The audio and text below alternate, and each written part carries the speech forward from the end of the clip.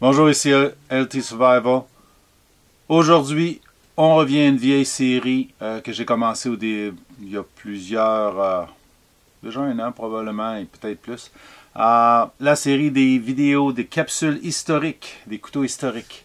C'est le chapitre 6. Et aujourd'hui, on vous présente un couteau très beau. Ceux qui ont Instagram et qui me suivent ont vu une image, le Lakota Little Hawk. Restez à l'écoute.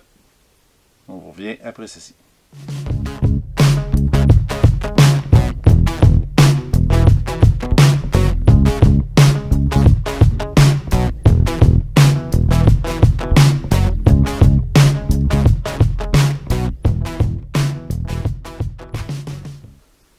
Ce qui est particulier à propos de ce couteau-là, c'est que la compagnie Lakota a fait faillite, fermé, et a été rachetée et réouverte.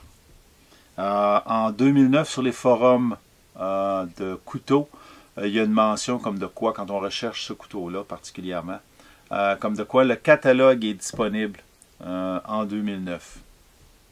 Après, c'est un grand silence radio. Donc, on assume que la compagnie n'a pas pu refaire ses frais et n'a pas continué à servir ou a été racheté par quelqu'un d'autre. Sur Internet, on ne trouve rien d'autre à propos de ce couteau-là. La particularité de ce couteau-là, c'est qu'il a été dessiné, c'est 1974, le design.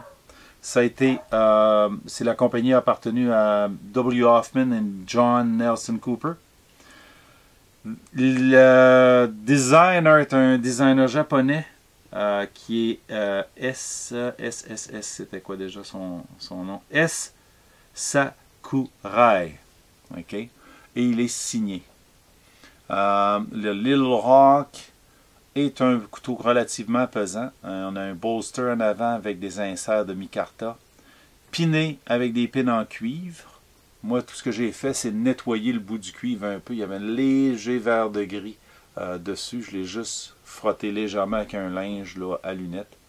Et puis j'ai frotté la lame.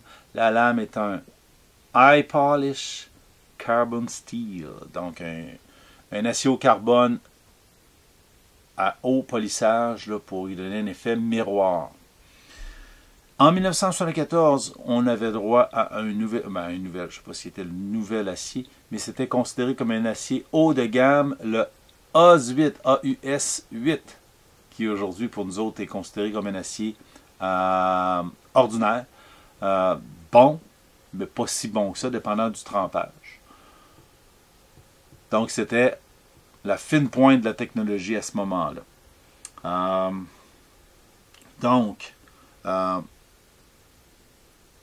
Ouais, c'était considéré comme un super steel qui disait, c'est vrai, il aurait fallu que je le dise dans l'autre. Mais en tout cas, on reviendra à ça un petit peu plus tard.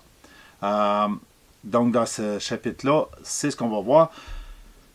Autrement dit, il y a puis les liners ici à l'intérieur sont brasses. Ça, je vais vous le montrer en détail. Vous allez voir, c'est un très beau couteau. Par contre, la lame est facile à marquer avec nos doigts, là, tellement qu'elle est en haut poli. Là. Ce couteau-là en particulier est un couteau le même couteau a fait du service dans la police avec l'étui noir en cuir. Il s'en servait là, strictement pour désincarcérer des gens là, quand il y avait besoin d'un couteau. C'est une belle pièce, vraiment fait très bien là, dans la main, là, confortable pour une main qui est large. Une belle shape, un beau design, là, belle qualité. Ce couteau-là en particulier n'a pas été poli ni réaiguisé depuis au moins 30 ans. Donc, je vais faire un close-up du couteau et on continue après ceci. Comme vous pouvez voir ici, en faisant bouger la lame, on voit la caméra. On voit même l'écran. OK?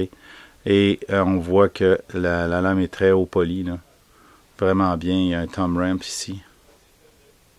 OK? Avec, on voit les liners en brasse. OK.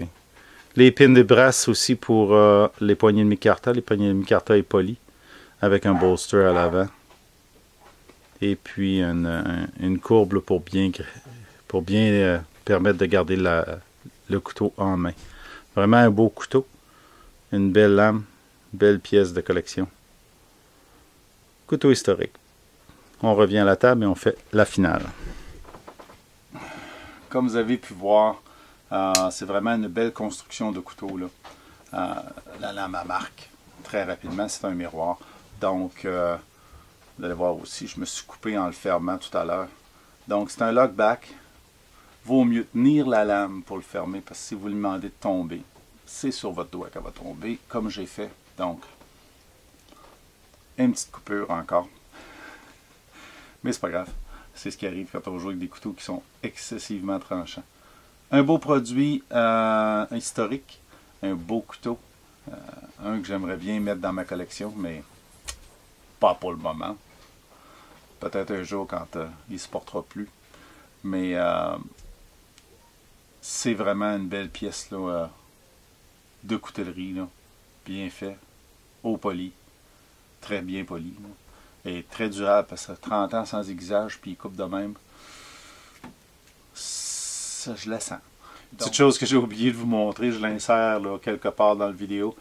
J'avais déjà fait la fin du vidéo, ce qui fait que je vais l'insérer avant. Vous montrer comment est-ce qu'il coupe. Oui, je me suis coupé sur le doigt en le fermant dans du côté anglophone en haut. Fait que voici comment est-ce qu'il coupe. C'est du printer paper, là, c'est sûr, mais c'est des push-cuts, là, je fais même pas d'effort. Je suis à côté, là, sur le ricasso, là. Et voilà. J'oserais peut-être même... Ah oui. Je sais pas si vous l'avez vu, mais on va recommencer.